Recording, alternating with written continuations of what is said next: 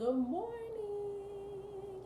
Hello, everyone. Welcome to Moments with Melissa. I'm Melissa, and let's get to the moment. So, at the moment, guys, I have been back in the dating game. I like to take breaks every now and then because, listen, it's a lot for me, honestly. Does anyone else take breaks during their dating stints? I don't know what word I'm going for.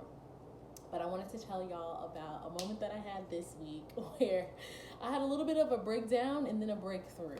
So let's please keep it all the way free. I personally can only relate to people who struggle, not struggle, excuse me, that are real and have real issues and are really breaking through from those issues. So if that's what you're here for, keep on listening, okay?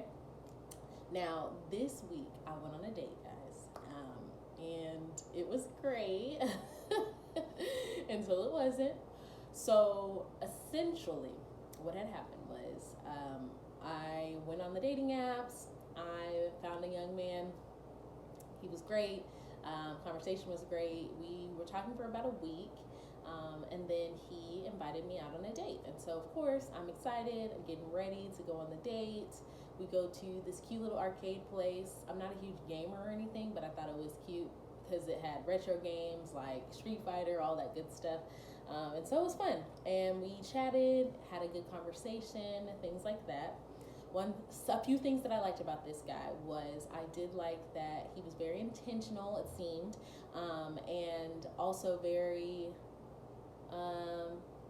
receptive to what I had to say. He paid attention to what I had to say. He followed up with things like remembered what I talked about, things like that. So at the end of the date, he was walking me back to my car, and he was like, "Oh, I have something that I want to give you before you go." And I was like, "Oh," I thought he was trying to be cute and like give me a kiss, but no. I was like, all right. But he did actually pull out some flowers from his car, and I was like, what? Now, why? The good and bad with this, okay, I love flowers personally, and he knew that, so I thought that was really sweet that he took the time to buy me flowers. He said that he wanted to make sure the date went well first before he gave the flowers, and I was like, oh, wow. So what are we gonna do with those flowers if the date didn't go well? Anywho, that's none of my concern. He did give me the flowers, and so I thought that was very sweet, and I was living for it and loving it. Now, the week continued on the next week, and we chatted back and forth through text message, FaceTime, phone calls, things like that. It was going pretty normal, pretty average. Now, here's the thing about me. I am a person that is like, listen, if you come at me with a certain tone, a certain energy, keep that same energy. If you're going to text me, text me. If you're going to call me, call me. If you're going to do all three, do all three. And he was doing all three. So you are setting the tone for me that it is okay to call, text, and, FaceTime me. That's what I'm thinking. Now, you're going to text me all day, you're going to call me and things like that. I'm expecting these things now, right? Naturally. Well, one day, he texts me in the morning, normally, like he would do normally, and I had a meeting that morning, so I ended up getting back to him later on that afternoon. And so I was like, hey, sorry I got caught up in a meeting, but, what's up, blah, blah, blah.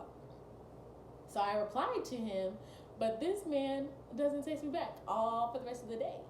And I'm not going to lie, y'all, I let my insecurities get the best of me because what I was thinking was, okay, so you are pursuing me all this time, and you're coming at me with this, consistent energy, and now all of a sudden it stops. So I'm thinking, oh my gosh, he's about to ghost me, and I don't know what I did, right? So I'm automatically thinking, like, what did I do? What's happening? Oh my gosh, he's talking to another girl all day and night. Maybe he's more interested in her than me. So all of this is going through my head, just planting these seeds of insecurity in me. Granted, I just now met this man, so he really doesn't even deserve all of that.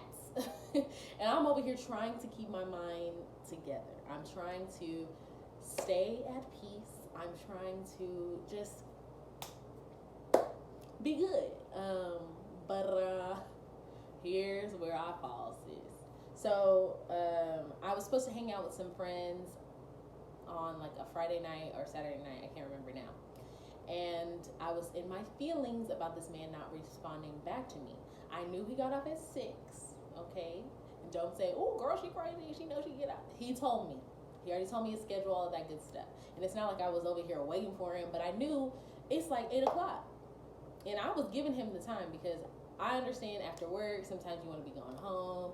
He has a dog, so you may have had to take the dog out. You know, you got things to do. I get it.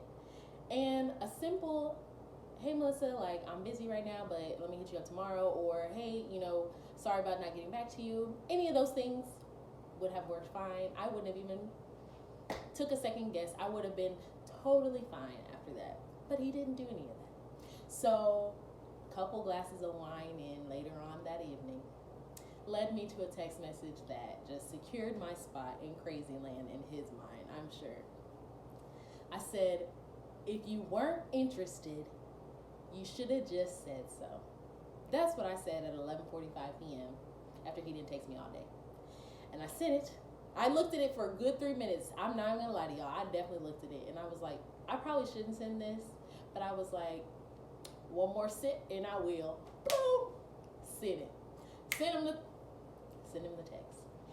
And, you know, surprise, surprise, the man replied back the next day and was like, he was like, wow, well, I was interested, but he said he had the message typed out, but he forgot to press send. Okay. He had the message typed out, he forgot to press send, all of that good stuff. And he said, it is disappointing that after one day of me not texting you, you react this way. And I was like, yikes. Automatic regret at that very moment. Automatic regret, for sure. I was like, oh, I definitely messed that one up. So what could I do, sis? I mean, it was pretty much in the graveyard at that point. I was just like, well, all I can do is try to, you know, be mature from this point forward. So I said, yikes, sorry, that was the insecurity coming out of me. I know this isn't a justification, but it was a couple glasses of wine induced text message. But that doesn't, again, justify how I handled the situation, and I regret doing that. And I just want to take accountability for my actions. This man has not replied to me to this day, and I understand. He's in a healthy place because he's obviously a healthy person, and he's saying that is a red flag, a big red flag. So, zoop, I'm taking her out the game. So, ladies, all of that to say, you have got to work on yourself. You have got to work on yourself. And I'm talking to me. You know I'm talking to me. I had that breakdown, honey. I was really upset. Like, I shed one tear. And I think it had nothing to do about this dude. It was a trigger from a past relationship that I had that really just set me off and set me down the wrong path. So unfortunately for this man, I look like a cuckoo bird, but it is what it is. I tried to I tried to make it up toward the end, but honestly, I can't even blame the man for not wanting to hit me up after that. I wouldn't have wanted to hit me up after that. So I can't be mad at that. All I can do from this point forward, and all I would suggest you do if you do something similar, is you gotta work on yourself, girl. Like, I'm talking about Healing Academy. It's time. I knew at that point it's time. It's time for me to, 1, take a step back from the dating game. 2, get all up in what's going on there, these triggers here. Because the thing is, even whenever you are healed and whole, it doesn't mean you still can't get triggered. It doesn't mean you still can't go back to that old person. All right. Because I saw her and she was not cute. And it's sometimes disappointing, discouraging, because you think you've gotten to a certain place in your walk, in your faith, in your emotional, mental health, and then you have these moments that just feel like it's like taking 10 steps back after you just barely took a step forward, you know? So that's where I'm at right now, ladies. And I am going to get better. We're going to get better. I'm taking you along this journey with me because I want to be held accountable. I want to hold y'all accountable to really just getting healthy. And for me, that looks like spending time with the Lord. For me, that looks like going to therapy, getting counseling, building community around other ladies who are working toward the same thing. So if that's you, stick with me, sis. Stick with me, girl. We're going to do it. We're not going to be the crazy ones. No.